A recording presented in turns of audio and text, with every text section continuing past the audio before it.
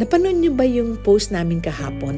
Yung saludo namin para sa Olympian gold winner na si Carlos Yulo. Kasing performance niya, parang it's an art in itself.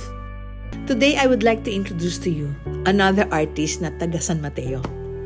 Gold winner siya para sa akin. Kasi itong si Jove de Guzman, ang dami ring pagsubok sa buhay. But he turned all that pain into his art. And his works now are being invited to exhibit in various galleries.